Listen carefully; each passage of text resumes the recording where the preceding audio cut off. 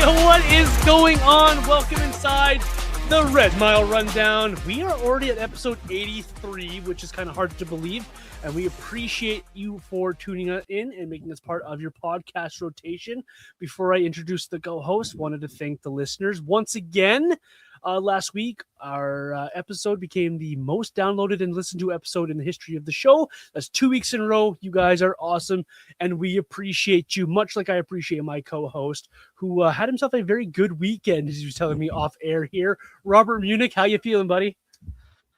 I had all of yesterday to recover, so I'm feeling better on this Monday here. But yeah, no, I was out of town for a wedding in Winnipeg, Manitoba. I don't know if you've been to Winnipeg, John, but it's quite the city. But yeah, no, had a great weekend, had a good time celebrating one of my old college roommates' wedding, and it was an absolute blast. And now I'm excited to be talking some puck on Monday. Back to work. Winnipeg, Vegas of the North. Very much so. Good. I'm glad you had a good time. Glad you're back safe, and congratulations to your buddy for that. Stanley Cup wrapped up yesterday, Robert. A quite clinical game, is how I'm going to call it, in Game 6 from Carolina. They looked pretty dominant. They looked dialed in. They looked like the mission was on the table. They knew what to do, and they close it out. Rod the Bod with throwing around the cup like it's a toy.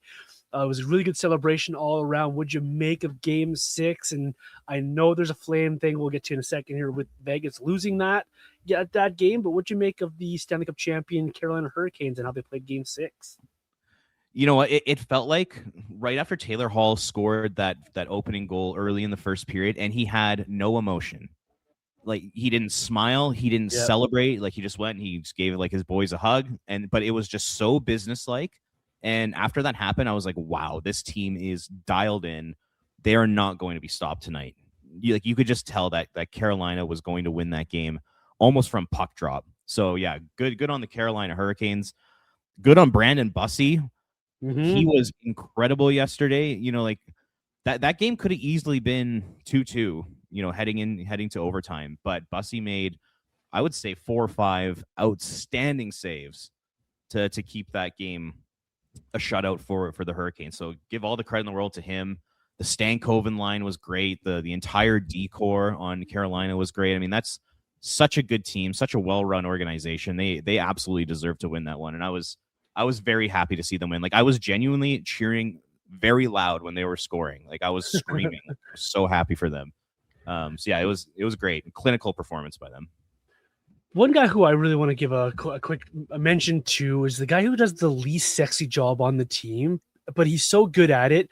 And to have 0 penalty minutes in the Stanley Cup playoffs for Jacob Slavin, and when you're shutting down the other team's top guys, playing a ton of minutes, first guy over for the penalty kill, Jacob Slavin, I don't think gets enough love for exactly how good he is. The guy should win a Norris, and it's a shame that that's become a points type of award, because that's how good he is and how great he was for Carolina. He's not going to get the love like the goal scorers or the Bussy story or Rod the Bod, but I think Jacob Slavin deserves a lot of love for how Carolina was able to wrap that up, because he was very businesslike, and you could tell from the get-go, like you mentioned there, like those guys were not celebrating those goals until Ehlers got that empty net goal. So congratulations to the Carolina Hurricanes. That was a really good series, really good performance from them. Yeah, I mean, there's so many unsung heroes on that team, you know, especially when you consider the fact that Aho, Svechnikov, and Jarvis, I mean, they struggled basically through the entirety of the playoffs, and yet the Hurricanes still went 16-3. Like, imagine if those 3 guys had been on their game, playing up to their expectations, just meeting expectations. Carolina could have gone potentially 16-0. Like, yeah, the team outside of those 3 guys were all playing well. Fourth line was really good. Shout out to Mark Jankowski for being a Stanley Cup champion. Yep. I remember in 2012, I remember watching the draft with some friends, and the Flames picked Mark Jankowski, 21st overall. And people in the room were like yelling at me, laughing at me, telling me how stupid the Flames are. What a terrible pick that was. Well, look who's laughing now. Mark Jankowski is a Stanley Cup champion, so good for him. But yeah, just so many good players on that Hurricanes team. You know, even like a Keandre Miller, he was outstanding. Shane Gostisbehere was so good. There were times where you watch a Gostisbehere and you're thinking to yourself, like, this is like an elite offensive defenseman. Just the way he was moving, walking the blue line, making plays. Like, he was really good. Sean Walker was pretty good. Jalen Chatfield, a waiver wire pickup, you know, turns into a shutdown top 4 defenseman for them. I mean, you could just go down the entire roster and shout out just how well built they are and how well a lot of those guys played. So I was very happy for Carolina. I've been a big fan of the way they've gone about their business over the last, we'll call it, basically since Tom Dundon bought the team. I've really liked the way that they've run their organization, and they've been so close, and finally they got through. They had a couple big pieces in Keandre Miller, Nikolai Ehlers, and I think those two guys really helped get them over the top. And yeah, good on them. I really hope the Flames can build something like the Hurricanes have. I love that organization. It's a perfect segue. Let's jump into that part of the conversation, Robert. You sent me yesterday in our little rundown as we're talking about what to chat about today, and it's like, what can the Flames learn from the Carolina Hurricanes, the Stanley Cup champions? We love to do this kind of conversation because this is a copycat league, and you see it happen all over the place. Carolina doesn't really have what you would call a superstar. They've got players that are really good, like Aho, Slavin, Svechnikov, but they're not what you would call superstar players. There are some high picks on this roster. Stahl was picked high. Svechnikov was picked high. Jarvis was a first rounder. Those kind of players are there. But what can the Flames take from the Carolina Hurricanes and apply it to them as they're trying to rebuild? Because I like what you said there as well. It's something that I would love for the Flames to do. They don't have that superstar either. They got a bunch of nice pieces, and if they're going to keep drafting at 6 and 7 and 8 rather than 1, 2, 3, they're going to have to kind of build similar to how Carolina is right now. So for you, Robert, what's the biggest thing the Flames can learn from how Carolina's run things and how they've built this roster? You know, it's when I look at the Hurricanes, it's just they make smart decision after smart decision after smart decision. They never shoot themselves in the foot. They rarely make a mistake, and they do everything well. I mean, just the organization in general, they're just fantastic. I mean, so they win the Stanley Cup, and you look at most Stanley Cup winning teams, they have terrible prospect systems. They're capped out. You know, they're going to have, you know, some pretty significant issues in the near future. Carolina doesn't have any of that. I mean, you take a look at the draft picks they own. You know, they have 4 first-round picks over the next 3 years. They have all their draft picks in 2027, 2028. They have $11 million of cap space to work with this summer. Their entire core is signed long-term at really good numbers. Like you take a look at their core. It's Aho, Ehlers, Jarvis, Stankoven, Blake. On defense, Keandre Miller, Jacob Slavin, Sean Walker. All these guys are signed, and the player that makes the most money is Aho at $9.75 million. So they don't even have a player over $10 million. And they still have all that cap space where they can add. I think it's brilliant. And then even, you know, you take a look at their prospect system. I would argue it's probably top 10 in the NHL. In the draft, they consistently take swings on skilled offensive players who have a lot of upside, and they hit on a lot of them. You know, their American Hockey League team, the Chicago Wolves, is in the Calder Cup finals right now. I mean, like, this is such a successful team. And I guess, like, one thing I'll say is, for what I would like to see the Flames do to kind of follow the Carolina Hurricanes would be, number one, would just be adding to their analytics department. I think the Hurricanes, they probably have the most robust analytics department in terms of their general manager, Eric Tulsky, is a big-time numbers guy. They have an assistant general manager in Tyler Dello, who is an analytics guy. I think there's another analytics guy who's in an AGM or VP position. Then they have their entire analytics department, and I think that's going to be kind of the direction the NHL is going to go down over the next 20 years here, and I think Carolina's ahead of the curve. And you take a look at the Flames front office, and all the guys in charge, they're not numbers people. You know, Craig Conroy's a former player. Dave Nonis is kind of an old school hockey executive. You know, Peter Hanlon's not a numbers guy. Don Maloney is definitely not a numbers guy. I don't know if Jerome is. Within the action, same thing with Brad Pascal. So within the actual leadership of the hockey operations group, they don't really have a guy who is kind of numbers focused. Their analytics department is quite small. You know, there's only 3 guys in there. I know people like to put Connor Rankin in the Flames analytics department, but he's more of kind of a video guy and a scout more than like a pure numbers guy. I think they only have three of them in the organization right now. So that would be one thing I'd like to see the Flames look to do is add to that analytics department, focus a little more on numbers. I think it's the way the NHL is going, and I think you end up making a lot of smart decisions, especially kind of on like the periphery of your roster. So that's kind of the first thing I would look at. Yeah, I like that. I like that from you a lot. That's really well explained. So I'm not going to over explain. I'm just going to leave it where you put it there. My first note that I wrote down when watching this team is, and I joke, it's a joke. It's remove the state tax because that'll help. But at the same time, for me, it's the coaching matters. That coaching is a big deal. You watch how Rod goes in there and he commands a room. He commands the players to be at a certain level, but then he gives that respect right back to those players who buy into his system. And you see that with the moves that they tried to make with Mikko Rantanen. You go in there and he didn't fit in there, and Rod tried and it didn't work. They move him on for Stankoven. Stankoven immediately buys in because Rod gives him the trust almost right away with the playing time and the opportunities for that player. And he's rewarded with probably was one of the better forwards for Carolina in this past run. So for me, the coaching really, really matters. And I'm not saying Ryan Huska isn't that coach for the Flames and can't be that coach for the Flames, but it's really important that you have a coach that understands his room, understands how to win, understands what the general manager is trying to do, and works in lockstep to create an environment that these players can come in, progress, and give their all in. Like that culture word is going to come up again. And I know it's a pulverizing topic for some people, but it matters. It matters what the coach goes in there and he sets the room and what he would like that room to be like, and to hold those players to the center. You watch Rod on the bench during these games, and it doesn't matter if he's talking to Jordan Stahl or you're talking to Carrier or talking to the backup goaltender.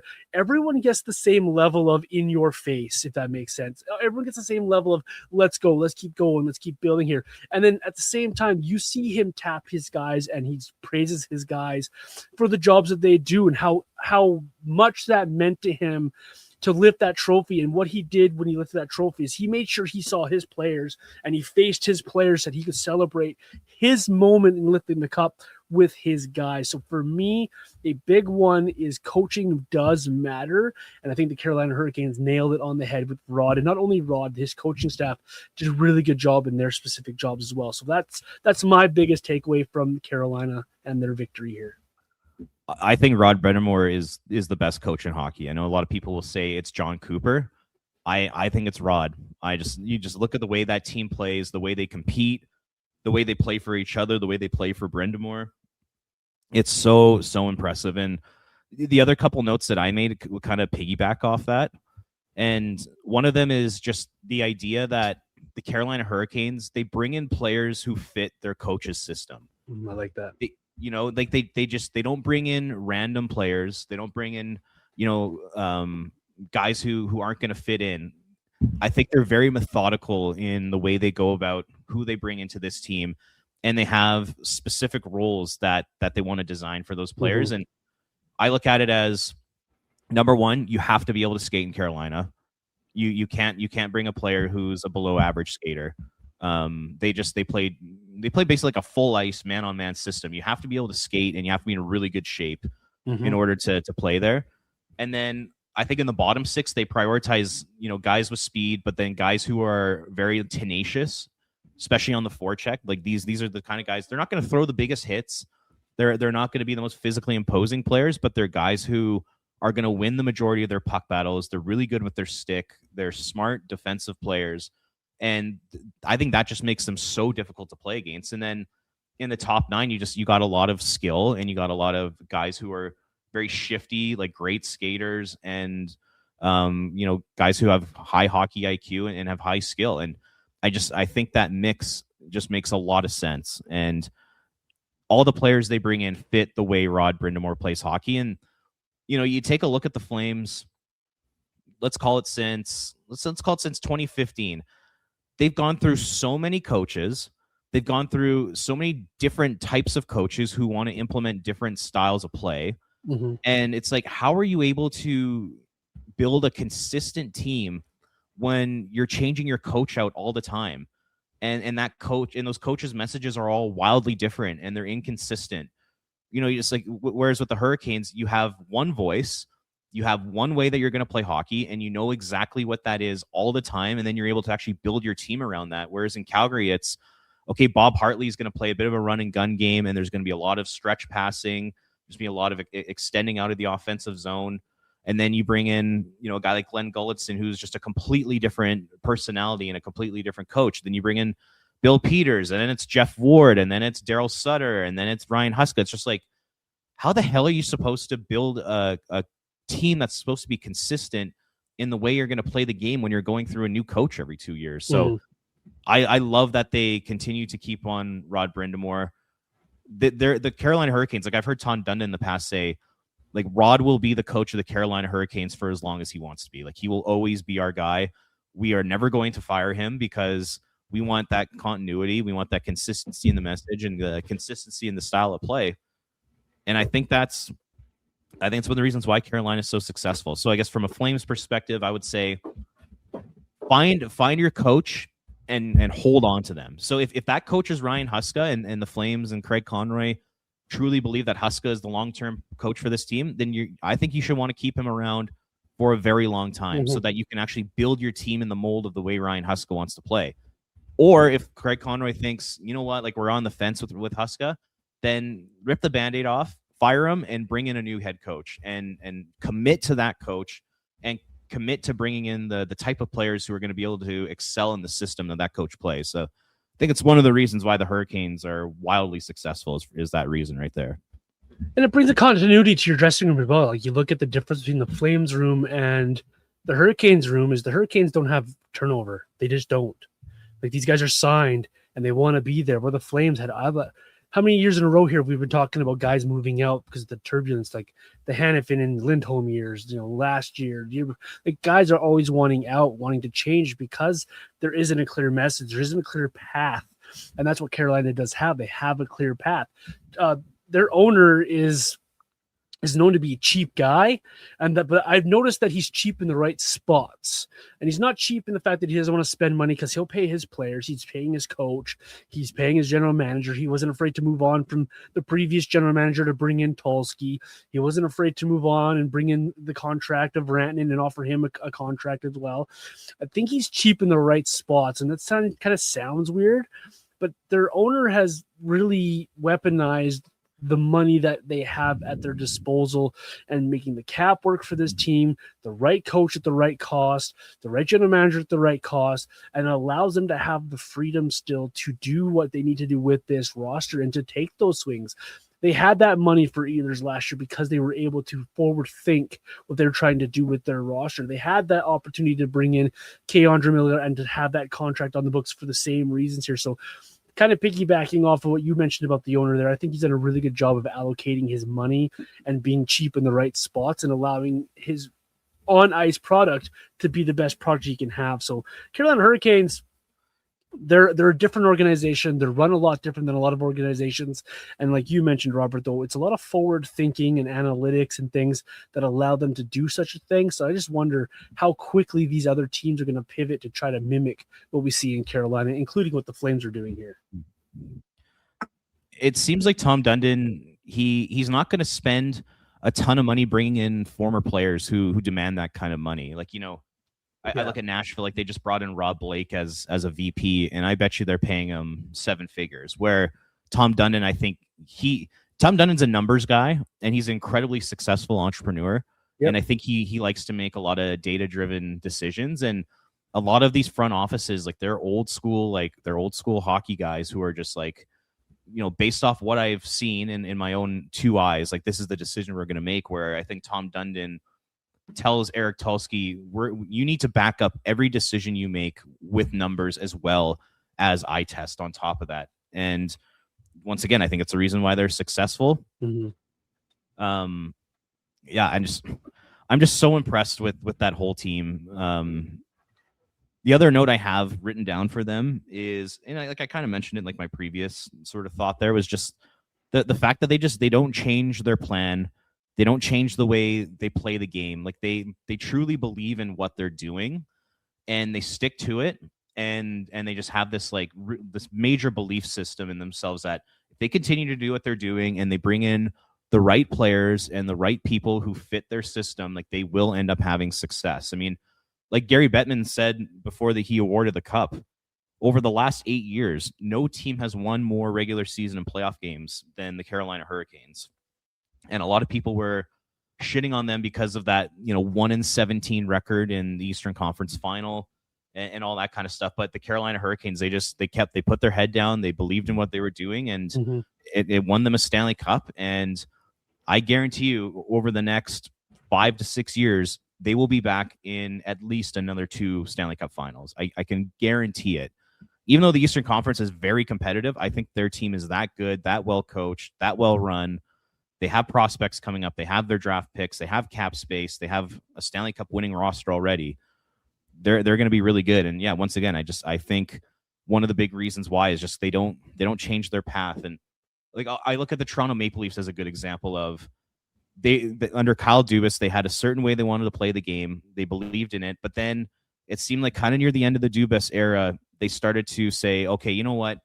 It hasn't really worked for us. We're going to start to bring in more grinders, and we're going to try to get tougher and all this kind of stuff. And it didn't really get the Leafs anywhere. And I wonder, had they just stayed the course, had they continued to bring in players to play the style they wanted to play, I wonder if they could have broke through one year. But that's another thing with the Flames. It's just don't make a ton of changes. There's been way too much change over the last, we'll call it 12 years here in Calgary, whether it's coaching, whether it's management. Like you need continuity and you need consistency in your organization. I think Carolina is the shining example of that in the NHL. Last thing I'm going to say about this as we move on to the next conversation as well is it's a big note and a kind of a Captain Obvious statement as well, but the Flames are a long way off. That's what I noticed in that Stanley Cup final. The Flames are a long way from being at that level. They have a ways to go in building a roster, of course, as they're trying to rebuild. They have a ways to go before being even competitive for a playoff spot, let alone a Stanley Cup contender. And so that leads to the discussion, Robert, of what's the identity the Flames are trying to build here, and how should the Flames be looking at rebuilding here as they're trying to become a team like Carolina, a team that can be perennial in the playoffs and cup contenders? Because if you're going to do it and you're going to do it the correct way, it's going to take you a couple of seasons. It's going to take you some time to put this all together. You look at the gap between where the Flames are and where the Carolina Hurricanes have been just now. Are we collecting talent here? Are we building something here? What are your thoughts on how the Flames are building this roster and how they can go from where they are now to being potentially where the Hurricanes are? Well, you're right. Just watching the playoffs in general, and I know the Stanley Cup playoffs this year, like as a whole, weren't great, but there was still a lot of high level play. There was still a ton of speed, a ton of skill, ton of intensity. And I agree with you. Watching it, I was thinking to myself, my God, the Flames are far away. They are so far away from being good. And honestly, I mean, in a 32-team NHL with a salary cap, I think you have to go through the highs and lows. I think you have to end up rebuilding at some point if you want to get your team back to the promised land, unless you're the Hurricanes and you're run by the smartest GM in hockey and you have the best head coach in hockey and you make all the right decisions and you draft well and all that. But honestly, with a team like the Flames, it's just unrealistic to think that's going to happen. So yeah, I mean, I was just like I sent you this topic note the other day, and because I was watching the Hurricanes and the Golden Knights, I was thinking to myself, like, those teams have an identity. Like if it's Vegas, it's they're big, they're mean, they're physical, and they're talented, and they play great defense, and it's like that's kind of their identity. In Carolina, it's tenacious, it's in your face, it's never giving up on pucks, it's forechecking, it's back checking, like that's kind of their identity. It's high energy. And I was just thinking to myself, I'm like, what's the Flames' identity? And I get it. They're at the very beginning stages of a rebuild. So they're at this point in their life cycle where they can come up with that identity and start to build around it. But I don't know what that is. I haven't heard really anybody in the organization talk about that, like kind of big picture wise. What do we want the team to look like 5 or 6 years from now when they're hopefully, ending the rebuild and becoming a good team? What does that team look like? How are they going to play? What style of players do you want? I think it's something the Flames need to ask themselves here over the next 3 or 4 years as they start to build out this roster. Because the way I'm seeing it right now is, at least over the last couple drafts, they've really prioritized skill and prioritized kind of upside. similar to what the Hurricanes do in the draft, which I really appreciate. But when all those players come together and they make it to the NHL together, and I'm talking, Reshny, Colin Potter, Ethan Wittenbach, multiple players who they're going to pick in this year's draft. Those types of players. What's it going to look like? What kind of identity are they going to have? And is it going to work? Like, is it going to mix well? Are these the right players to be playing under Ryan Huska's kind of defensive oriented system? Or is Craig Conroy just kind of collecting talent randomly with no real strategy behind it? I just think it's an interesting question to bring up, and it's something I definitely think the Flames, I think they need to come up with, hey, this is what it means to be a Calgary Flame. This is the type of player you're going to be. And I think they need to start to implement that soon, because like you said, it's going to take 3 to 4 years for them to get back in the mix, probably, for being a playoff team. And they're going to have the 3 or 4 years here to implement their identity and then kind of distribute roles within that identity to all their players. And I just think it's going to be important for them to do that. I absolutely agree. And to do it now while you're starting your rebuilding is a good opportunity. Hey, we've collected these players here. How do these players play? How do we want them to play? And I think it's really important that they identify, and I'm not saying fire Huska with this comment. I think it's really important they identify what style of coach and what the coach is going to be like when they start coming out the other side of this rebuild. Is it going to be a Rod Brindamore situation where we have this guy who's going to teach the players to play a certain way, and that's how he's going to be it, and we're going to bring in players and draft players that fit Rod's system?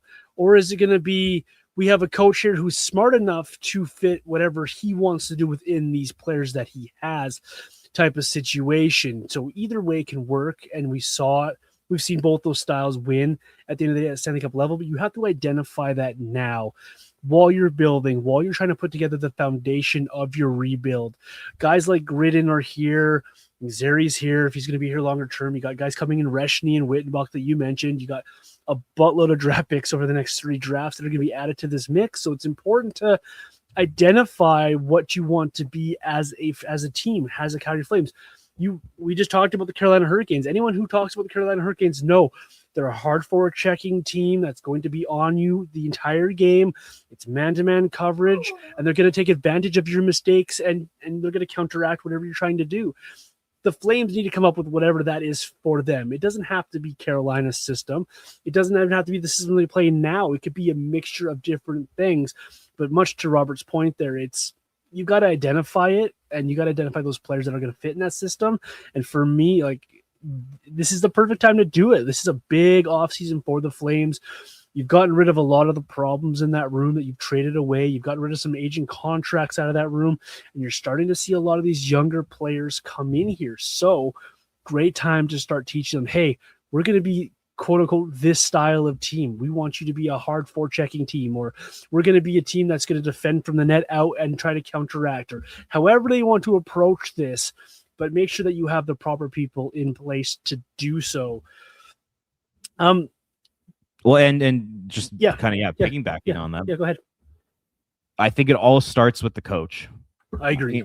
You made a great point there with Rod Brindamore, and that coaching matters. You look around the league, you have to have an elite level coach, or at least a coach that players are willing to play for. And the question the Flames need to ask themselves is Ryan Huska going to be our guy for the next, we'll call it 4 to 8 to 10 years, like that kind of thing? Is he going to be the long-term coach?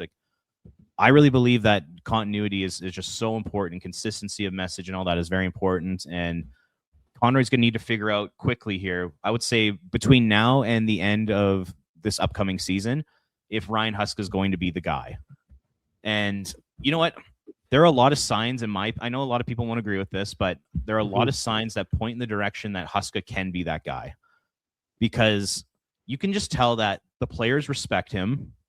You can tell he's a great communicator. You can tell that the players, they play hard for him. I mean, you go around and watch some bad teams in the NHL, and you can just tell they're disorganized. You can tell that they don't commit to playing the way that they need to play in order to be successful. And the Flames, it's a bad roster, but they work their ass off, and they play good defense, and they block a ton of shots, and they commit to playing the type of hockey Ryan Huska wants to play. And I think that's a good sign. If you're a bad team and you're that committed to a coach, like I think that's a good sign. And I don't think Huska's been the issue with the Flames over the last 4 years. I think it's a roster construction issue. I think it's a lack of talent, and I think it's a lack of continuity in terms of the Flames are shipping out players every single season, outside of 24-25. And there's not much a head coach can do to have success over that time. So it's gonna be really interesting just to see how Huska approaches this season, because I think this is kind of a make or break year for him. I think if he really steps up and he embraces the rebuild and he embraces giving young players opportunities and embraces development, then I think he could be the long-term answer for this organization.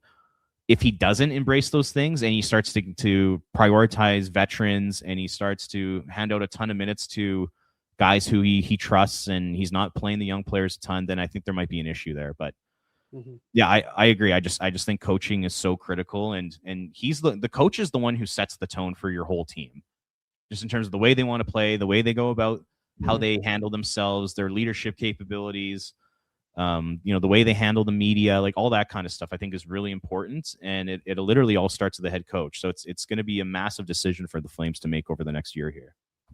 I know there's a lot of hate for Ryan Huska in the vocal social media, and there's a lot of like for Ryan Huska. What I say about I like Huska, and I think I like what you said there, Robert. I think this is a guy who can do the job.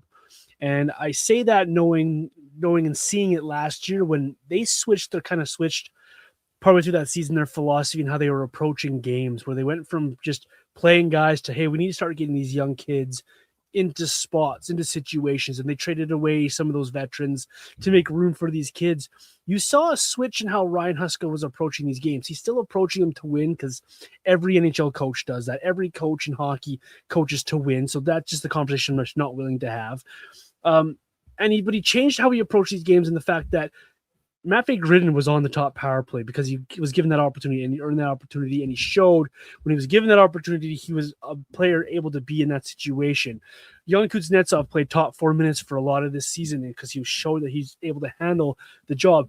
There's many examples of how this Flames team, they kind of switched their philosophies and how these players took on different roles, and how Huska, you could see him on the bench continually coaching and teaching these players. And anyone who doubts that Huska can teach young players needs to go back and watch the days back in Abbotsford and in Stockton when he was around. He taught a lot of the players that we saw come up through this system. He saw Rasmus Sandersons and those type of players. He saw the Connor Zaries. He saw all of those players. You go back to Andrew Mangiapane and those players. He saw those guys. He helped develop them at the AHL level. So he can teach players. He can teach young hockey players to be at the next level. So if he's your guy and you believe in how he approaches this game, I'm with you here, Robert. Make that a staple then, and make it consistent, and allow him that opportunity, knowing that the message that he sends out needs to be a consistent message, and one the Flames can build their systems around and can build the foundations of their rebuild around to get them to the next level. If you have the right coach in place, like you mentioned, and like I mentioned earlier, the coaching matters. If you have the right coach in place, you will find the success eventually, and I firmly believe that. And so if Ryan Huska is the guy for you, then let's build around it and make it a consistent effort. And don't waste your breath looking for something else here. So I like Ryan Huska. I like what he's done. You talk about Huska, though, when you talk about how he has his own way and his systems and his teaching, what would you want to see from Ryan Huska this season, Robert, and maybe even beyond this season? But in the immediacy here, what do we want to see from Ryan Huska as we go throughout this rebuild? Like a big draft coming this year. There's going to be a big training camp coming in September. What do we want to see from Ryan Huska as they approach the new 84-game schedule? You mentioned it. It's teaching and it's development. And, over Huska's, he's been head coach for 3 years now. So I'd say his first 2.5 years as head coach, his marching orders from upstairs were, you do everything you can to get this team into the playoffs. And, he tried to do that with, limited talent on the roster. And, to be totally honest, I think just looking at the rosters that he's coached, I believe he's actually got basically almost all you can out of that group of players, because it's not a good group of players. I mean, you take a look, you compare the Flames to actual playoff teams, they weren't even close in terms of talent on the roster. And the fact that Huska, was able to coach the team into the 80-point range in his first year, and then, be 1 point away from the playoffs in his second year, is actually kind of impressive. But the marching orders have changed. This is not a team who's looking to sneak into the playoffs. This is a team that's in a full-blown rebuild right now. And when you're in that situation, that means that it's time to prioritize your young players. It's time to prioritize their development. And that means you're going to have to put them in positions where, they might not be totally ready for, but it's going to be a great learning experience. And, you might be putting them in positions where they're going to make mistakes, and it might lead to goals against, and it might lead to some losses on some nights, but that's okay, because this is a rebuilding year and this is a growth year. So, in my opinion, that means I want to see Zane Parekh play top 4 minutes the entire season. I do not want to see him be the number 6 defenseman or be healthy scratched every now and then. I want to see him being put in positions where, he's going to be forced to play against really good players. He's going to be forced to figure out how to play in the NHL. I think that's going to be awesome for him. And, up front, you look at a guy like Matt Vegrinnen, I think he should be the go-to forward next year. I think he's already their best forward. So play him on the top line, play him on the first power play unit. Those are the types of things that I want to see from Ryan Huska this year. And, like I look at even like a guy like Tyson Gross, if he ends up being the fourth line center, put him in positions where he's taking big draws into D zone late in games, where he's penalty killing. Even though he might not be ready to penalty kill in the NHL, you're going to teach him now so that 3 or 4 years from now, he's going to be a really good player when you're trying to get out of this rebuild. And, late in the season, when they're going to add guys like Reshny and Wittenbach and Potter to the NHL roster, play them and give them confidence and put them in positions to succeed and to learn. Like those are the types of things I'm looking for. I do not want to see him prioritizing veteran players like, for example, playing Braden Pahal over Hunter Brstevich, or playing a Joel Hanley over a Yan Kuznetsov, like those types of things. So the interesting thing for me, though, is going to be, is he willing to do that? Because it seems like Huska over the first 3 years has been pretty stuck in his ways. He did start to change that at the end of last year, but I do think injuries played a big role in that. He was kind of out of options, and he was almost forced to play young players a lot. So yeah, it's gonna be interesting to see just how he embraces this. And either this offseason or heading into training camp, I'd love to hear the media ask him about that. Like, are you comfortable being the type of coach who's going to be developing young players, or are you going to try to win at all costs? And even if that means sacrificing roles for young players, I just want to know his mentality heading into this year. Because if he's willing to be a teacher, a guy who's going to prioritize development and the young players getting better, then I do think he's going to be the coach of this team for a long time. But if he's stuck in his ways, and at the beginning of the season, he's scratching Matt Coronado and Connor Zary and all that kind of stuff like he did this year, then I think there's serious question marks about his future here. Yeah, that's fair. Well said by you. You covered a lot there, and I agree with a lot of it. Like it's all about starting now with Ryan Huska, right? Like, don't wait for the mantra to come up from Craig Conroy. Hey, you have to play this way. Kind of be a little forward thinking for how you're approaching it. And that goes for his coaching staff as well. I think he did a really good job. The guys like Trent Call and Jason LaBarbera with their specific roles on this team. So make sure that your staff is dialed in alongside Ryan Huska, that the message is one way. And if he can be that style of coach the Flames need for a long, long time, and can be here for a long, long time, I think it's a huge win for the Flames as well, because he's kind of a homegrown developed coach as well. They brought him along from an assistant in the AHL all the way through here to being a National Hockey League head coach. So it's kind of a win for the system as well. And kind of like, that's kind of a cool story and a side story for him. Dude, I'll just add, like, yeah. Watching the chase and all like that behind the scenes footage, I am very impressed with how the coaching staff goes about their business. You can just tell, like, they're really good communicators. They are really good teachers. You can tell that the players are engaged. You can tell that the players respect them. And even like you just heard at the end of the season in exit interviews, there was a lot of comments about how the players on the Flames felt like this was the most prepared coaching staff they've ever worked with. And like you hear stuff like that and you're like, that's like a really good sign for the future. And I hope they kind of continue to keep that up in terms of the teaching and the communication, all that kind of stuff, because there's a potential for this to be a pretty good coaching staff. And a lot of these guys could be around for a long time. I look at Huska and Cale McLean as like they're kind of like partners in crime. Trent Cole seems like an absolute legend who fits in really well with the organization. I like him a lot.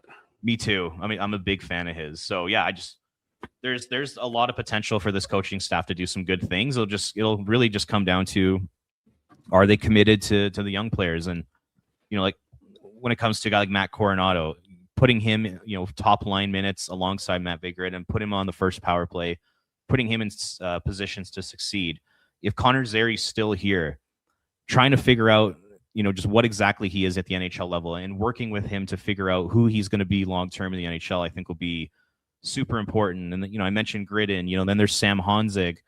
I'd love to see them give him that kind of Blake Coleman type of role on the team, that kind of two-way power forward, that could play offense and defense. And then if guys like Adar Suniev or William Stromgren are going to make the NHL, like working with them to become consistent NHL players.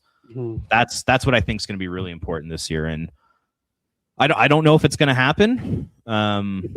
We'll see if Huska is going to be kind of stuck in that mindset of doing everything he can to win. But I'm going to give him the benefit of the doubt. I really like a lot of what Huska brings to the table and that coaching staff in general.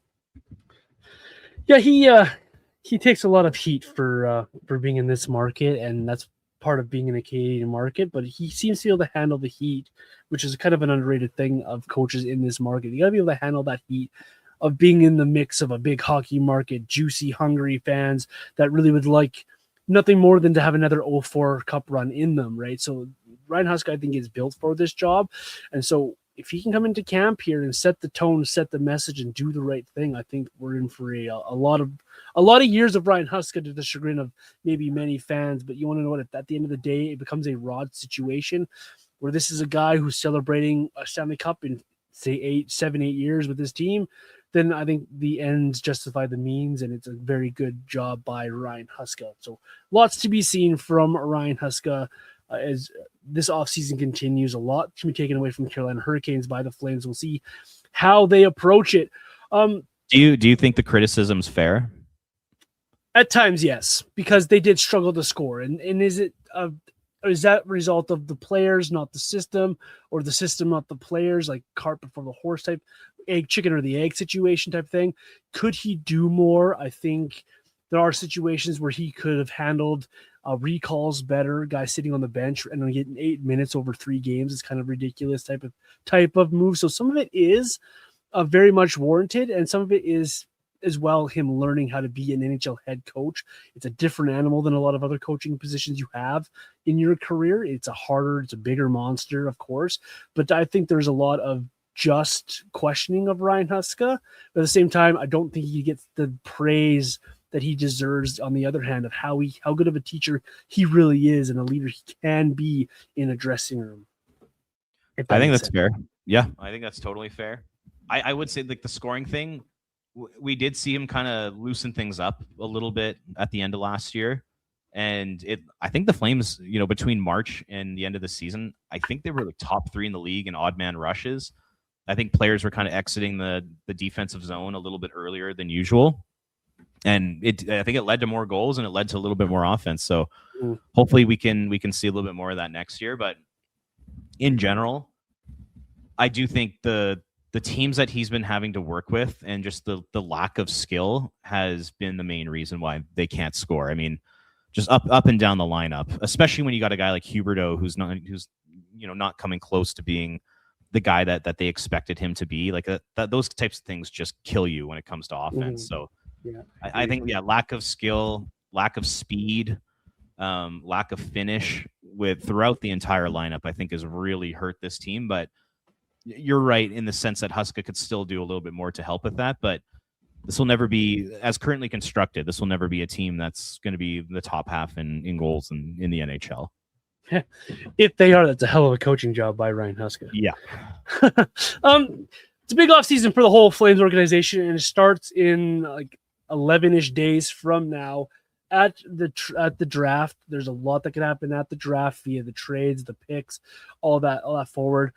So good opportunity for us to kind of make our official draft predictions and kind of double down on what we've been saying over the last few episodes and really narrow in on what we think is going to happen with the draft this year, Robert. The Flames with 11 picks, that's a lot. The Flames with some maybe guys on the market that could be potential fits elsewhere. I'm going to start this one. I'm going to start with the most basic of predictions, Robert. I'm just going to say the Flames stay at pick number 6. I'm going to say it's going to be Keaton Verhoff is the guy they pick at 6, giving all the connections they have to Verhoff, living at his house as he was growing up. He's at the same school as their first round draft pick last year, Cole Reshney, a defenseman who's a right shot, who they're really high on, and a guy who I think has a big ceiling ahead of him as well in Keaton Verhoff. So that's my first prediction. A very vanilla prediction from me. I'll get more spicy as we go along here, but I think I'm going to start with that one. Keaton Verhoff at 6 is my first one.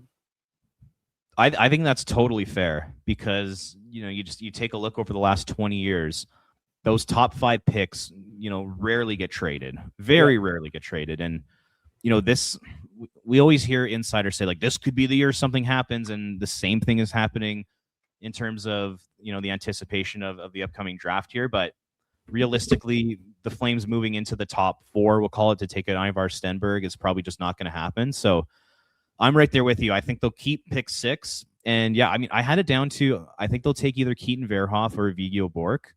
To me, it feels like Carson Karls is going to get picked in the top 10 or the top 5. Sorry. The way I see the top 5 playing out is in no particular order. I think McKenna, Stenberg, Reed, Malhotra, and Karls will be the top 5 picks. It sounds like the league is falling in love with Carson Karls. Yep. So I think that's going to leave Keaton Verhoff and Viggo Bjork available for the Flames to take. So just to be different, I'll go that the Flames take Bjork. Just the fact that he's a center, the Flames need those centermen. I think what we saw kind of a smaller forward group do in this year's playoffs, maybe that might help convince the Flames management team that they can take a swing on a guy like Bjork. Mm-hmm. Interesting thing about Bjork, he had a brother who got drafted by the Vancouver Canucks, and at the time when he got drafted, I believe he was 5'9", and he's now 6 foot, which is kind of interesting. So maybe there's even a chance for Bjork to grow a little bit more, between now and like age 20. But Bjork, he kind of seems like a Carolina Hurricane in terms of how tenacious he is.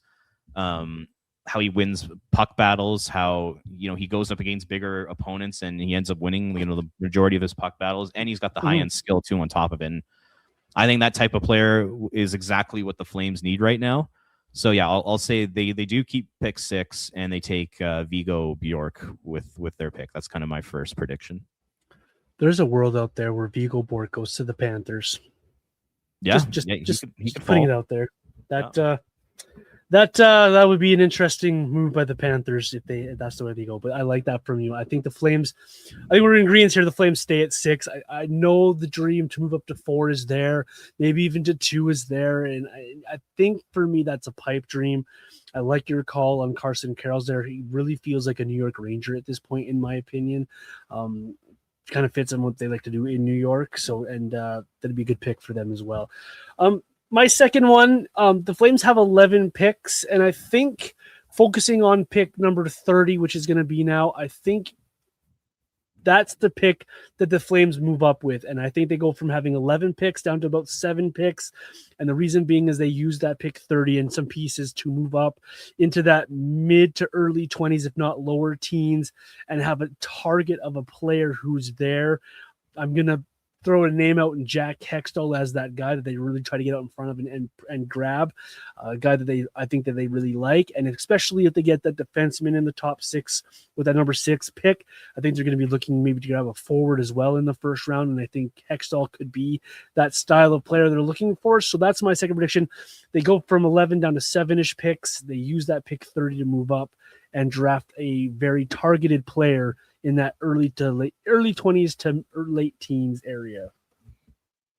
Yeah, I mean, there's always times where you get to pick 20 and you'll have a guy ranked 11th on your list available, and they'll want to go up and grab them. So, and that is the most realistic trade up scenario because those types of trade ups happen all the time. Yep.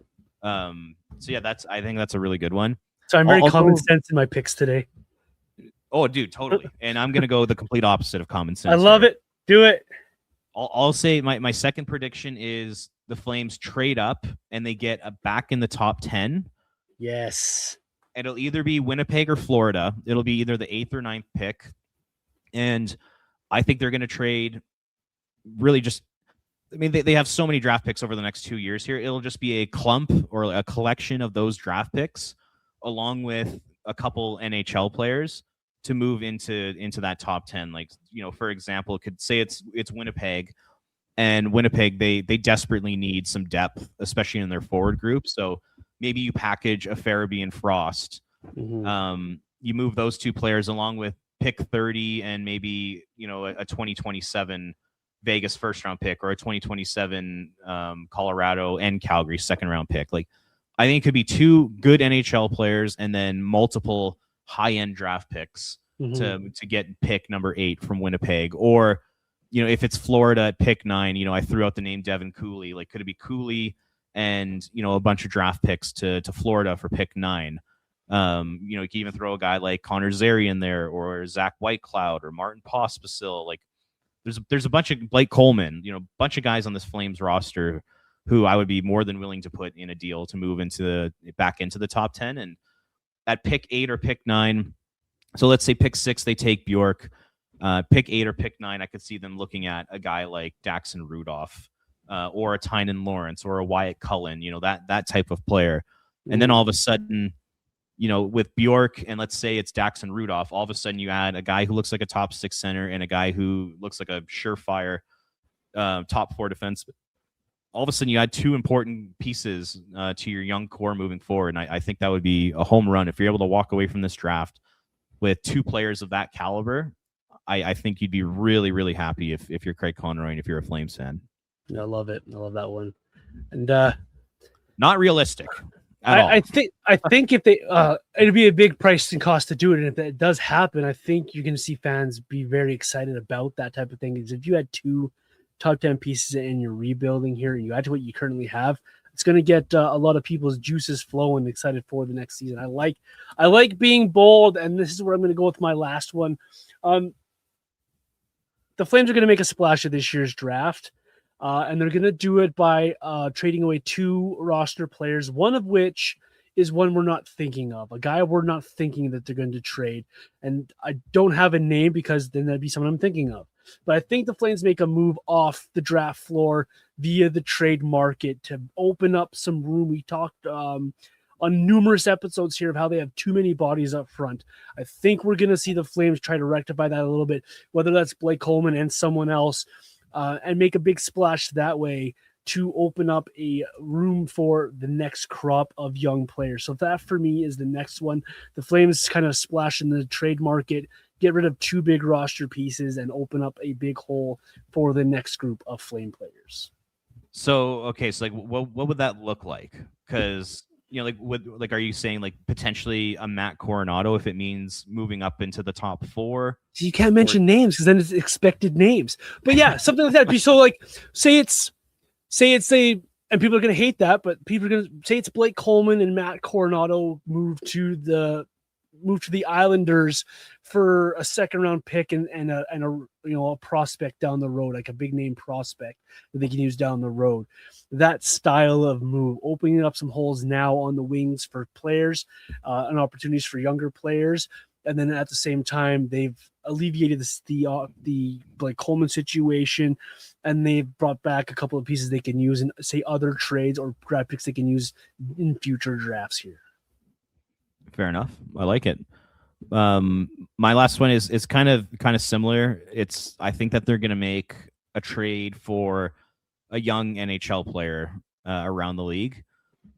We talked about it last week. You know, we threw out the names Mason McTavish, Shane Wright, Kent Johnson.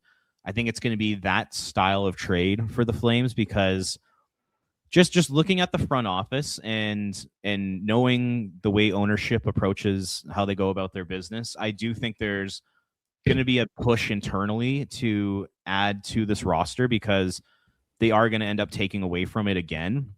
You know, whether it's trading Ryan Strome near the deadline, or maybe moving out a Farabee or Frost, or trading Blake Coleman, like, or Connor Zary. Like, they're probably going to end up moving a couple of those. Well, I would say at least probably 2 or 3 of them between now and the trade deadline. And I just have this feeling that kind of the old school side of the Flames management team is going to say to themselves, we need to bring in some help to keep us, keep our heads above water and not drown this upcoming season. So I see them using some of the draft picks, and I could see them using maybe a roster player or two to bring in. I'm going to say Kent Johnson from Columbus. Okay. Johnson seems to be on the outside looking in at that organization. I wonder if, at the end of last year, Rick Bowness just ripped into that team. I wonder if Kent Johnson was one of those guys he was referring to, and it might just be time to have a fresh start somewhere else. So I'll say the Flames, they'll trade Vegas's first round pick this year, so pick 30, and a second round pick, and maybe throw in a Connor Zary for a guy like Kent Johnson. That's kind of my third prediction here. Connor Zary with Rick Bowness would be interesting. I like that. I like that a lot, and I think that's very reasonable, especially what you've been given, the way the Flames think and they talk, and the way people have been writing about and possibly doing it, and the need for a center. Like, I know some people don't see Kent Johnson as a center in this league. That's how he was drafted. That's how he's played most of his career, is a centerman. I know, and I think Columbus could use a refresh. That's a really good name from you, and it'd be interesting to see how that if that type of thing actually comes to fruition, because Columbus could use that draft pick as well. The team had a tough season 2 years ago for obvious reasons. We don't need to rehash that. Last year, they were up and down. They didn't have the emotion that you wanted from a roster. And it seems like a team that's kind of at a pivot point. Like, what are you as an organization?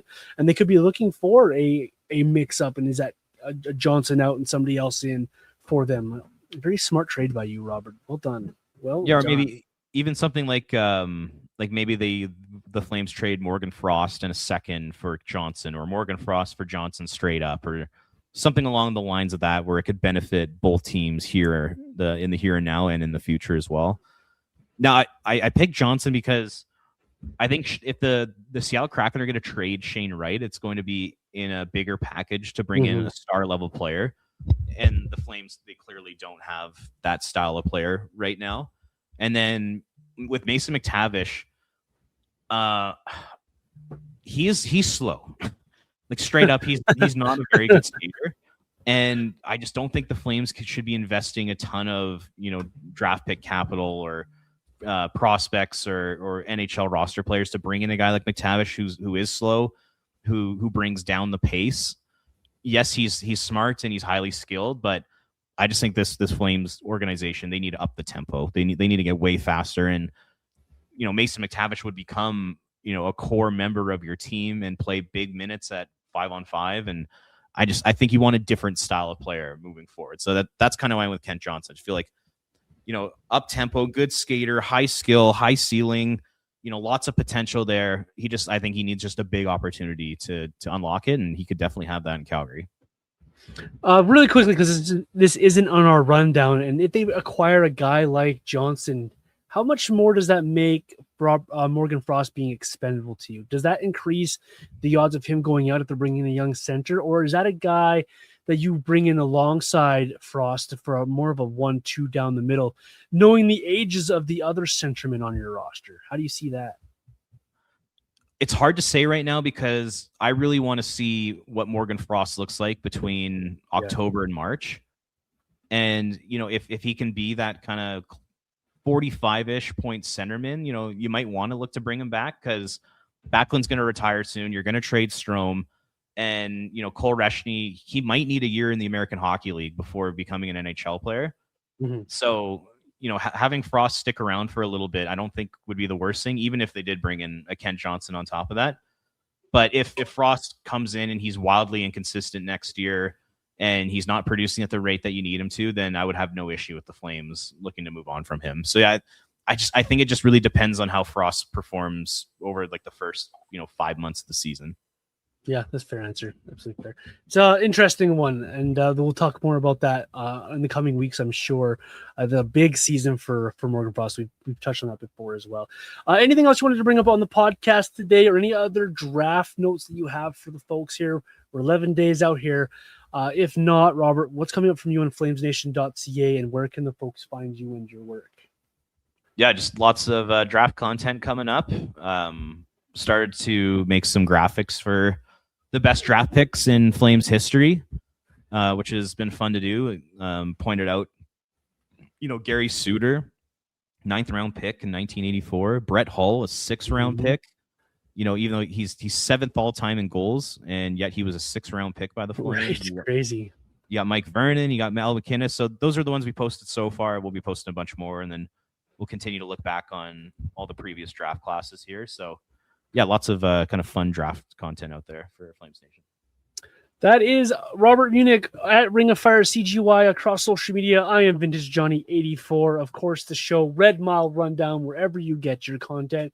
And once again, we appreciate you so much for helping us grow our podcast and making us a part of your podcast rotation. I would say enjoy the hockey, but that's over. So now we wait for the draft. So enjoy your weeks. And we'll talk back to you next week. It'll be draft week, and we'll have a lot more draft content for you coming up as well. Enjoy the week. We'll see you around, guys, and appreciate you.